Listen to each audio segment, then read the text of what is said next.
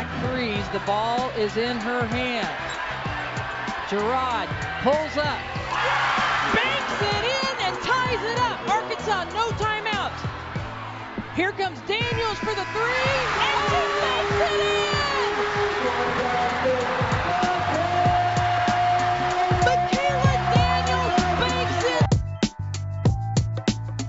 What a crazy finish that was. Arkansas and Vanderbilt women's basketball. It was 2 weeks ago. I didn't see it because we've been saying for weeks on this show, this is a football podcast. This is a football podcast. This is a football podcast. But now it's time to be a different kind of podcast. This is interesting to see your daily sports podcast, news, narratives, takes, and gambling. There we go.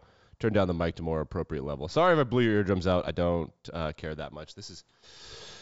We don't have executive producers. Our budget got cut.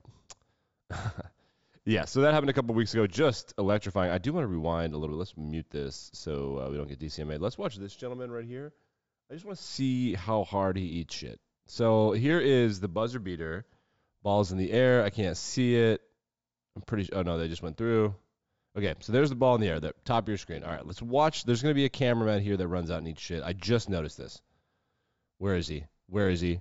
Boom. Oh, buddy. Sliding. He gets up. He's not even worried about it. Let's get this reaction. I would love to see the shot of him because the camera's rolling. And he knows. He works for the Arkansas Athletic Department, I'm assuming. Maybe the SEC Network, but probably the Arkansas Athletic Department. And you can tell because there are no live wires coming out of the camera. See, there's not, like, linked up to anything. It's because it's got battery power. He's just capturing some shit. So I want to know what it looks like. Does the camera ever face down when he falls down? Let's watch one more time. Oh, I've had to do those jobs where you got to film and stuff. Yeah, tough situation there for that guy. But really cool buzzer beater. It is basketball season. We'll start to look into it. Basketball, a little boring this year. For those of you not paying attention, Purdue is the best team in the country. Allegedly, they will not be winning the national championship. Pick anyone else. I think the funniest thing would be Alabama winning the national championship, so let's go ahead and bet on that one. When the football team doesn't even make the NCAA playoff. Aaron Rodgers yesterday, golfing, on the day that Tom Brady retires, said this. Do we believe him? That is the question. Hi, Aaron. Hi, Cole. Got any news you want to share with us? Not going to San Fran. You look great with a cowboy star on your helmet.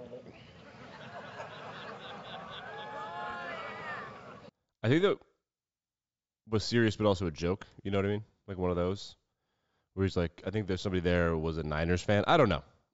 But this speculation is going to piss us off all summer. And I feel like we're going to have to wait until Halloween next year before we have to stop talking about Tom Brady because every time something happens, like, well, they could call Tom Brady. We're going to have to deal with that. Big news yesterday, Joe Mixon, the running back for, well, not big news, but something to keep an eye on. Joe Mixon, the running back for the Bengals, has been, I don't think he's been arrested. There is an arrest warrant for aggravated menacing, which is, I think in Ohio means like you are threatening to harm someone. It's like a threatening threat, like physical violence if they do something. So like extortion, but physical, I think, essentially. Joe Mixon, of course, was the person who sparked a lot of debate because he punched that woman in the face in college and just knocked her the fuck out. But that woman, like, I don't want to say assaulted him, but harassed the shit out of him, and she definitely touched him first. I don't remember the exact details, but she was definitely harassing him. He should not have hit her. She was absolutely part of the problem. Like, it was, I mean, you can watch the whole thing. But that was part of him being drafted. Was this thing, and I think he took a year off from Oklahoma, and he came back. So he has a bit of a past here. I don't know who it is. I'm sure it's someone in his life, like perhaps a girlfriend or wife or fiance. I don't know if he's married. It doesn't really matter. But he has been issued an arrest warrant, so we're going to pay attention to that. Usually strike one, whatever. Strike two, strike 2 and 3. If there's video, it's going to be bad. So we'll pay attention to that. Fun Super Bowl fact as we get into the Super Bowl. Actually, no, let's do some more controversy stuff first. Kyler Murray, this is from Barstool Sports, so they're just parsing.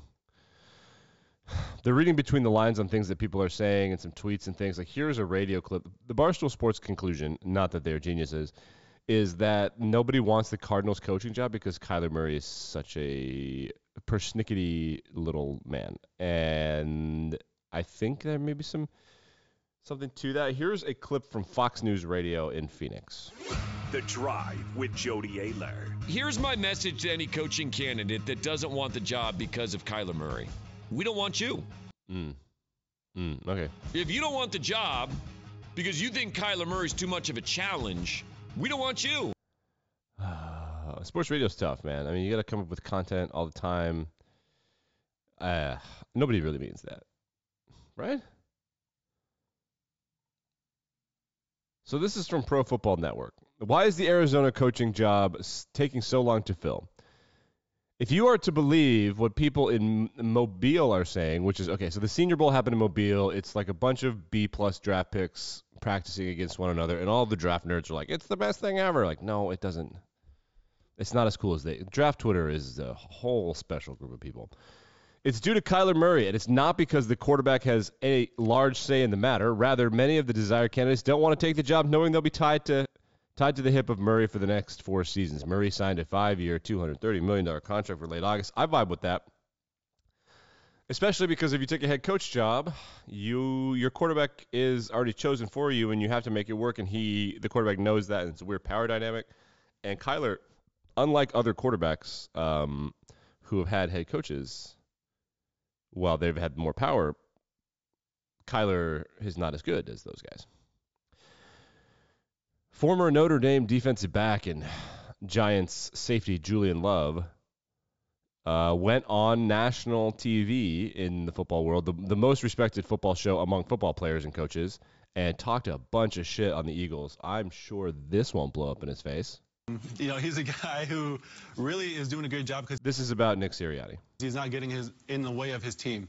He has an experienced roster from top to bottom, offense, defense. You see this stuff, though? Like, what's your reaction as a player? And that guy's doing that. I don't like it. I don't like it at all. I mean, he's in for a free ride right now. You guys can coach this team, and they can succeed. That's how.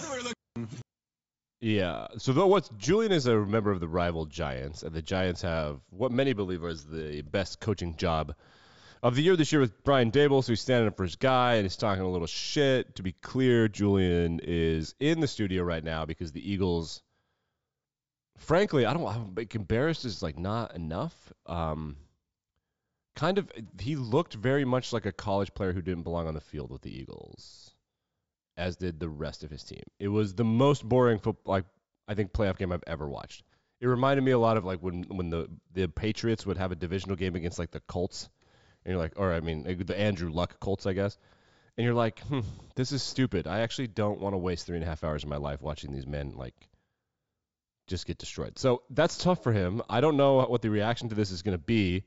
Brandon Graham, the Super Bowl champion, the guy that got the strip sack against Brady in 2017. He's been with the Eagles for 15 years. He did respond. I have not watched this, but I'm sure it'll be reasonable. It's getting a little gray there, Brando. You know what, man? You know, people always got something to say when they at home. So they got some stuff to think about. So I ain't really going to touch too much on it. I just know that Coach Sirianni is, it don't matter what he did last year with a team that, you know, nobody thought was going to do much, you know. That's pretty good. Let's listen to that, the important part of that one more time. Always got something to say when they at home. Yeah. Julian has experienced the first bit of success in the league this year. He was under the thumb of Joe Judge, the disastrous head coach for the Giants, a little while ago. So now he's having fun. Oh, man, talking shit. You got to play the Eagles twice next year. And if you look at their roster, they're not going to get that much worse. They're probably going to get better. They have 2 first-round picks this year, which is like, you're like, how do they do that? How do they do that? I don't know. I don't know how Howie Roseman just gets people to make dumb decisions, but he does. It is what it is. So Julian loved talking shit. We are in the shit-talking season. He's still pretty fired up about, you know, the way they lost, which, again, I can't stress this enough. You remember TCU in Georgia? It was basically the NFL version of that, where, like, at a certain point, like, you don't just pull all the starters. It was gross. Jimmy Garoppolo is not going back to the Niners. I wish you guys could see Jimmy being back, and if so, what would that look like? No, I don't see any scenario of that. Yeah, no, I gotcha. I don't believe them. So, I mean, he's a free agent. That's the difference this year and last year is that last year they were trying to trade him, and everyone's like, no, we're not going to trade for your fucking backup. And then so they just re-signed him on their own. They just kept him. And after keeping him, they were like, oh, well, we need you now because Trey Lance got hurt, and then Jimmy got hurt, and then Brock Purdy got hurt. But they had a pretty good situation there with their quarterbacks, but none of them are good. I will say that Brock Purdy is right in his Jimmy G part of his career where everyone's like, wow, he's pretty good. And then so we're about a couple weeks away from him getting hurt. He did get hurt, and then will he never be good again? I don't know. So that's the Niners. Kyle wants a guy, gets a guy, then he doesn't want that guy. It's one of those things.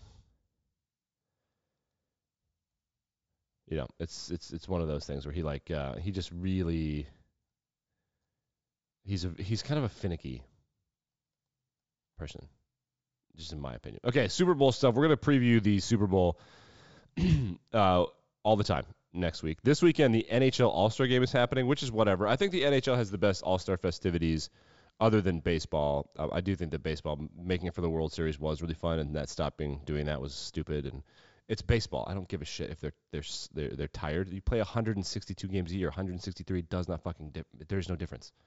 And if it's a big problem, play a series. You're pitch for your team. This is pitching for your team. And by the way, you're not a baseball player. You're an entertainer. Get out there. Anyway, in the other sports where there's contact,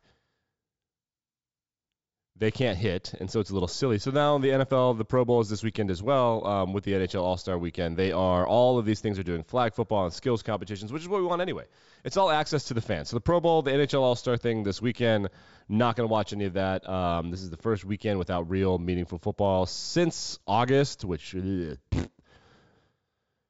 it's just setting in now, like 6.5 more months. One game in 6.5 more months. Okay, so I do have a fun fact. This is one of the weird fun facts. We're going to get into all the prop bets next week. I like to set aside $100 or $200 to waste in the Super Bowl every year for things like, will there be a wardrobe malfunction? What color will the Gatorade be? What will the coin toss be? How long will the anthem be? All that fun stuff. So for Super Bowl, I don't know, 57. God, the Roman numerals, that shit has backfired. We're over that. The Chiefs will wear their white jerseys, and the Eagles will wear their green jerseys. This is from Adam Schefter. For what it's worth, the team wearing white jerseys has won 15 of the past 18 Super Bowls. That's fucking crazy. And from what I understand, the Super Bowl champion team, or the NFC team, right? So the Eagles are wearing green. Whatever conference the stadium belongs to, that's the home team will wear those jerseys. Right? So last year it was in LA, which they decided to make it a Rams thing, which is an NFC team. It's their stadium, and they played in their home stadium. They wear blue. I think the Bucks, they also won in their pewter, and then the Eagles, if you scroll down right, they won in green. But for the most part, there's the Chiefs in their orange or in their red. So you win in your white jerseys, I guess. It doesn't mean anything. But if you want it to mean something, this is the week for that kind of cool thing to happen. I swear to God, we're going to get more into the NBA. But it's kind of a strange year this year. There's not a lot of fun storylines. I mean, the trade deadline's coming up. The people on the block, there's no big drama. There's no James Harden or Ben Simmons thing. There's nothing crazy happening. There really isn't. Not compared to previous years. It seems like everything's kind of mellowed out. A bunch of teams are semi-relevant. And it's not one of those years where I think that Steph or LeBron are going to win. It just seems like they're a little old. The Nets have Durant and Irving, which maybe be enough. But this is the most parity I've ever seen in the NBA in my life. It's kind of crazy. I'm not a diehard fan. I haven't been paying attention year in and year out. But with the exception of like early Golden State, the Pistons 2005, the mid 2000s Spurs, the best player always wins. And by the way, those teams also had like the best players. People forget about Tim Duncan. But this year, the NBA is going to be kind of fun. Kind of like it. In hockey, the question will just be, are the Kraken actually going to like make the playoffs? Are they going to finish this run out? And then also, are the Boston Bruins going to win the Stanley Cup? They won't, I don't think. That never works out. They almost never do that. Yeah. All right. No fucking football tomorrow or the next day? What are we doing? I know I see myself in May, right as the playoffs are getting to like the Final Four for the NBA and the NHL, being like, God damn it, sports are over. But one day at a time. We still have April, we still have the Masters, still the Super Bowl. We're going to go through all the super prop bets. It's going to be fine. All right. See you Monday.